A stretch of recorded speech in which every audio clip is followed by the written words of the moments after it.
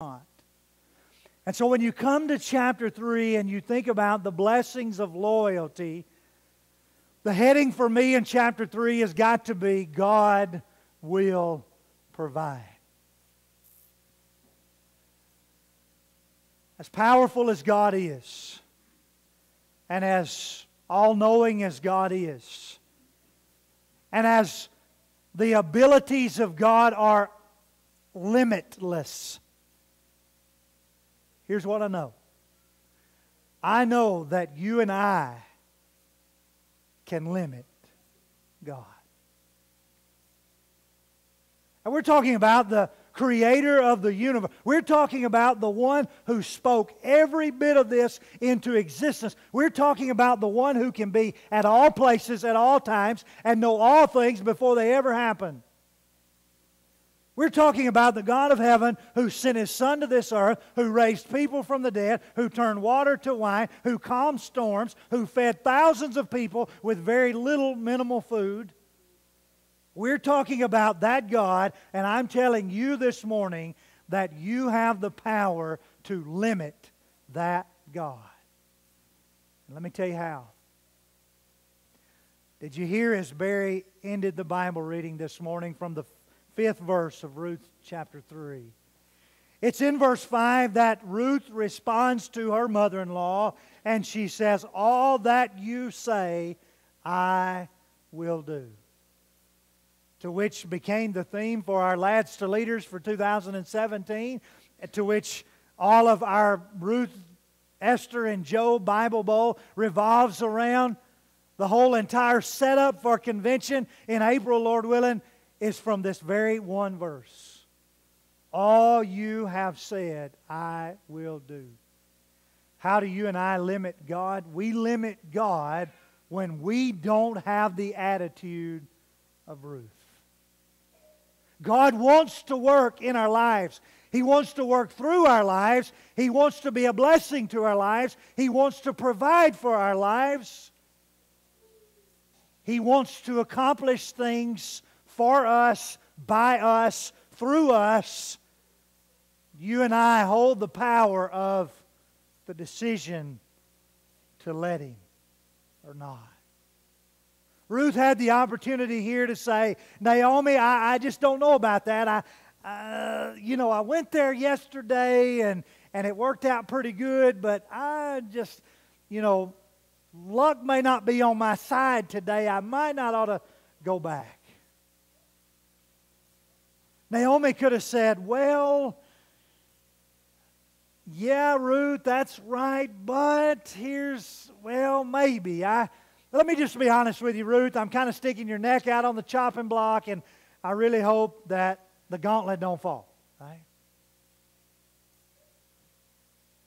Boaz could have said, man, I don't know that this was what I had in mind for all of this. I really didn't have it drawn out this way. This just really wasn't the picture and the plan. I had my life planned otherwise. I got all this grain here. I've got these fields. I've got all these servants. I just got a lot on my plate right now. I'm just not sure that this is the right time. When you read Ruth chapter 3, what you need to see is you need to see Boaz, you need to see Naomi, you need to see Ruth as three people who put unlimited trust and confidence in the God of heaven. Now, if God is going to provide, we must, like Ruth, Naomi, and Boaz, be willing to fully, completely trust in the God of heaven. Even when things don't add up, even when things don't match up, even when things are unfortunate, even when life is terrible,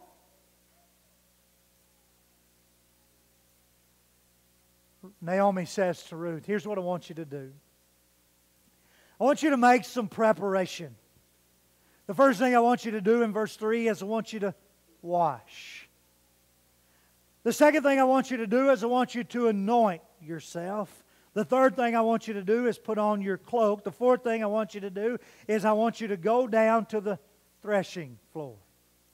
Pretty simple instructions here, straightforward. First thing you need to do is take a bath. Well, that's always a good thing to do, right? Clean yourself up. Take a bath. Be washed. The second thing I want you to do is I want you to go to your makeup counter and I want you to get some makeup. And I want you to go to where your perfume is and I want you to anoint you. I want you to smell good. I not only want you to be clean, but I want you to be attractive. I want you to anoint yourself.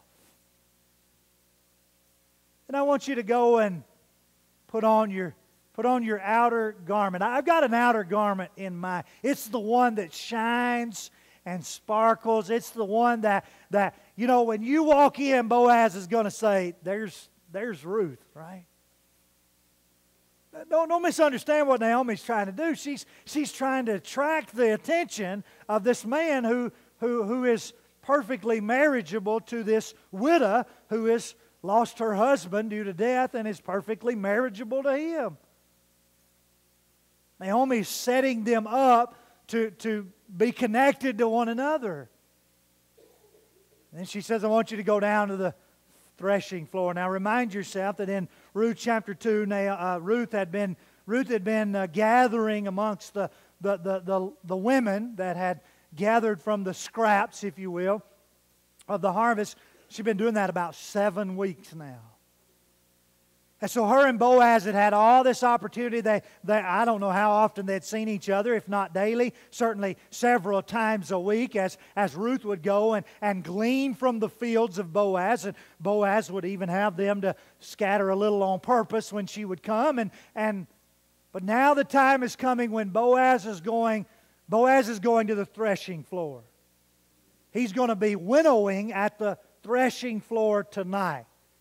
Now, what we know from the harvest is that they would go out and gather all of that, right? And then they would bring all the grain in, and there would come a time when they would go through that separation process. Tonight's the night when the grain is going to be separated from the chaff.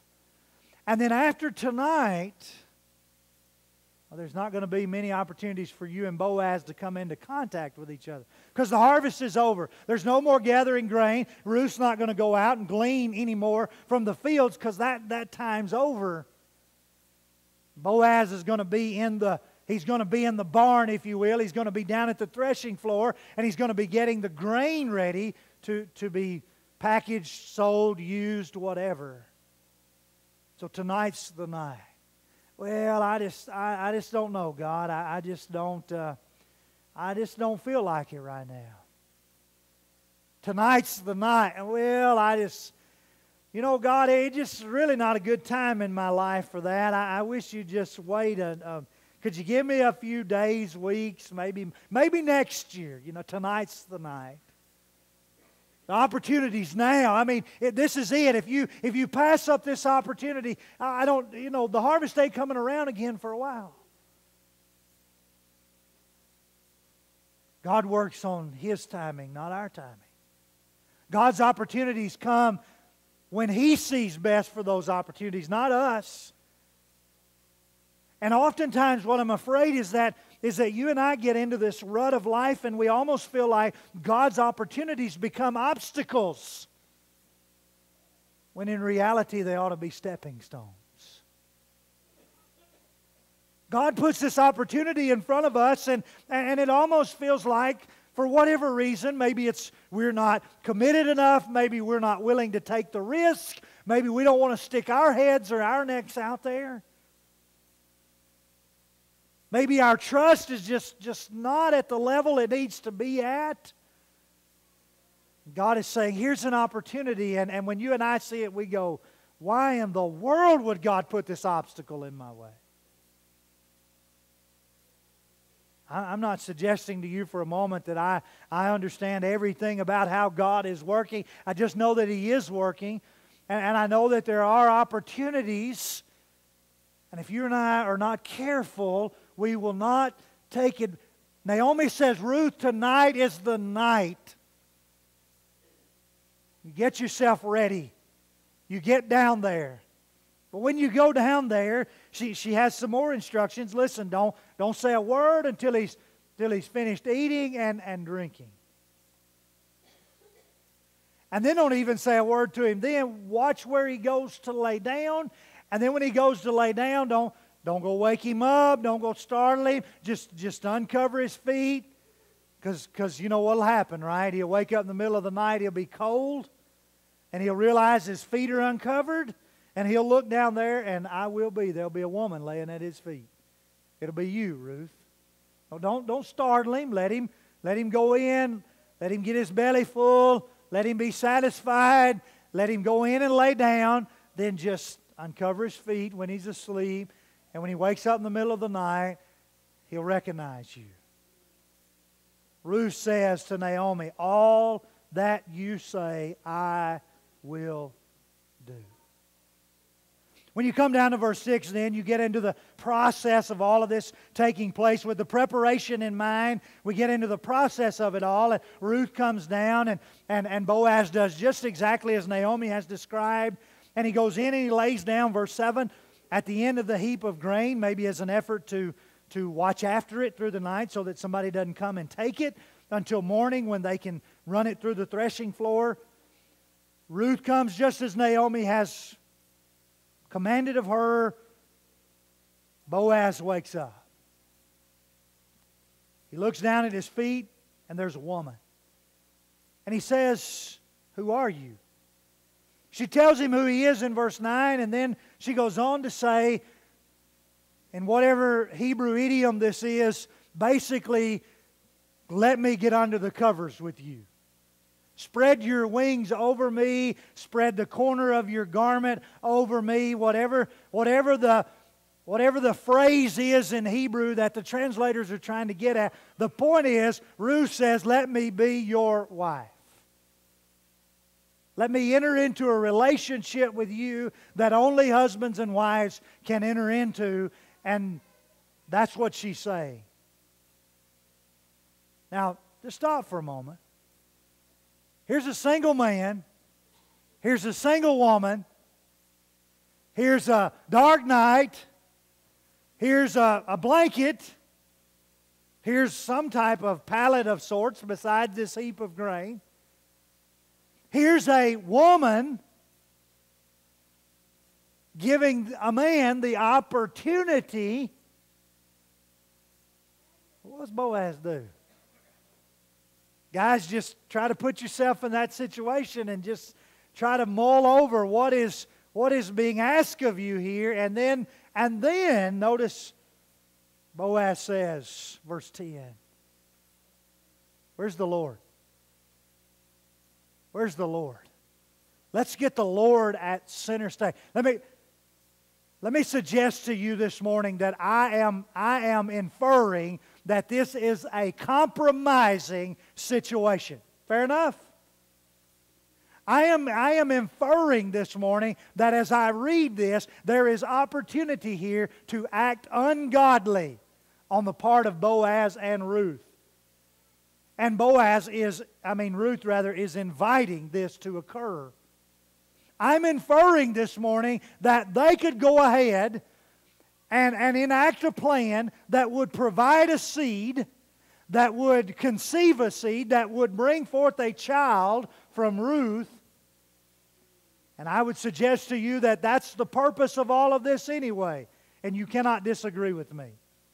Because in chapter 4, that's what's going to occur, right? Ruth could go back to her home and become a mother, go back to Naomi and become a mother without ever having married Boaz, without ever having a relationship with Boaz. It could all happen right here at the grain pile tonight. I'm inferring that. I believe that's there. Boaz says, where's the Lord? Now I want to ask you and I this morning, when you and I get into compromising situations, is the first question we ask, where's the Lord? Where's the Lord?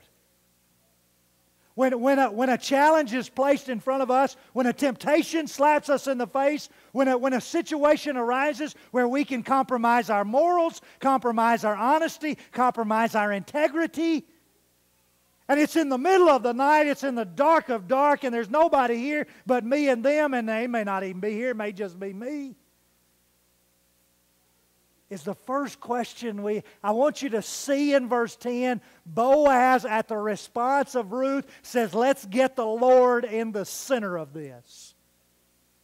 And let's make sure He stays in the center of this. Now let me ask you, if you and I are asking the Lord to provide in our lives, don't you think it's important that we keep Him in the center focus? And how easy it is for Him to take some other spot in our life than right first and foremost. Boaz says, listen, Ruth, may you be blessed by the Lord. This last kindness is greater than the first, and he goes on to say there's younger men around here, implying that he's older than Ruth, and we have already suggested that, implying that there are people around him that are much richer than him. Ruth, you could have any of these men. But I recognize you, verse 11, as a worthy woman. And then in verse 12, and now it is true that I am a redeemer, yet there is one nearer than I. Verse 11, you see the character of Ruth. Verse 12, if you hadn't already seen the character of Boaz in verse 10, let me show it to you again in verse 12. That's right, Ruth. I am a redeemer. That's right, Ruth. We could get married and have children, but there's one closer than I. Now, wait a minute. God has a plan. God has laws. God has rules. God has regulations. Boaz says, I'm going to follow them. Is there ever the event in your life where you come up upon this crossroads and you say, you know what? God has rules here. God has regulations here. God has a desire here. God has a plan here for me to act in such and such a way. Who cares? It won't matter. Just this one time, just compromise it just this one time, Boaz. I mean, this could be done. I could be gone, out of your hair, left. You'll never see me again. This will be done and over. Just this one time. Boaz says, no, God has regulations. God has described what He wants from the kinsman redeemer. God has described what He wants from levirate marriage. Go back and read the book of Leviticus. He's made it very clear, when there is no heir, how an heir could come to be. I'm not going to compromise that. There is a Redeemer closer than I. And so you just stay here tonight. In the morning, we're going to find that Redeemer, verse 13. And if He was willing, then great. But if He's not, then as the Lord lives. Now, for time's sake, I won't do this, but I want to challenge you to do it. If you're writing your Bible, I want you to go through your Bible in these short 4 chapters. I'll give you a little hint. If you'll start in chapter 1, if you'll go to verse 6. If you'll go to verse 8, if you'll go to verse 9, if you'll go to verse 13, if you'll go to verse 17, if you'll go to verse 21. Just in chapter 1. If you come over to chapter 2, you'd be looking for verse 4. You'd be looking for verse 20. I'll give you a little hint. If you go to chapter 4, you'll be looking at verses 11, 12, 13, and 14. And what you'll find in all of them, including verses 10 and 12 here, what I want you to underline is capital L, capital O, capital R, capital D. The Lord starts as a prominent figure in chapter 1. He ends as a prominent figure in chapter 4. And He's all the way through the book. And it's always capital L, capital O, capital R, capital D. It's always. If your Bible don't capitalize all 4 letters in every occurrence in the book of Ruth, then you have my permission to mark it out and write capital L, capital O, capital R, capital D, because they are all to be capitalized. This is the God of heaven. This is the holy reference to the Creator of the universe. And He starts in chapter 1 and He goes all the way through chapter 4. And Boaz says in chapter 3 and verse 13 rather, as the Lord lives, I will redeem you. Boaz in verse 10 and verse 13, he wants to bring the Lord to the front of all of this. As you close out the chapter beginning in verse 14, the morning comes. Boaz says, okay, Ruth, bring your garment, stretch out your garment. He puts six measures of barley into her garment, sends her home back to Naomi. Ruth, I want you to go back to Naomi, carry this barley with you. God says, I'm going to provide through Boaz. I'm going to give you food. You and Naomi will be cared for very well. And I'm going to see to this matter. Ruth goes back to Naomi. She carries the 6 measures of barley with her. And then Naomi says to Ruth in verse 18, and we close on the lesson yours, she says, wait. Wait. Now she'll go on in verse 18 to say, you've already read it because you're ahead of me. She'll go on to say, he won't rest until he gets this matter resolved. But I wished you hadn't read that, because all I want you to see is wait. Wait. Is Boaz going to do his part? Absolutely. That's just the character. That's the man he is. Naomi says, don't worry about that, Ruth. Boaz is going to hold up his end of the deal of this thing. What is our end of the deal? Here's our end of the deal. Wait. Perhaps the worst word that has ever hit the ears of my body. Wait. I can't stand it. I don't like it. It agitates me. It frustrates me to hear the word wait. If we're in a phone conversation, don't ever put me on hold. I'll hang up the minute you put me on hold. I ain't going to stay there. I just ain't going to do it. It's just not in my nature. In the same way, I don't want to ever put you on hold, right? I'll try to return to you the same respect. I just don't like the word wait. And here Naomi says, and the point I'm trying to make emphatically is that sometimes in life God is saying, wait. He's saying wait. He's saying now is not the right time. Now's not the best time. Now's not the proper time. Now's not the most efficient time. You just wait. Now there are times in life when you and I are sitting around waiting on God and God say, hey, you need to get up and get to work. But God help us to not be guilty of trying to outrun you. Because far too often in my life, when I look back, I see myself trying to outrun and get ahead of God. When God is saying, wait, I've got a plan, I've got a purpose. It'll happen. It may not be exactly the way you want it to, Rodney, but it'll happen. Just be patient. Naomi says to her daughter-in-law, wait. Wait on Boaz. Wait on the Lord. Again, put your faith and your confidence and your trust in the God of heaven that He will work it out. Be willing to take risk that might seem unprofitable, but be willing to do it anyway. God's work done God's way will never lack God's supply.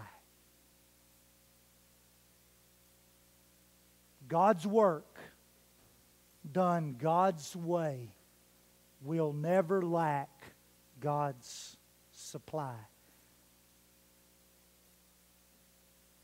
But you and I are not leading. God is. Jesus is.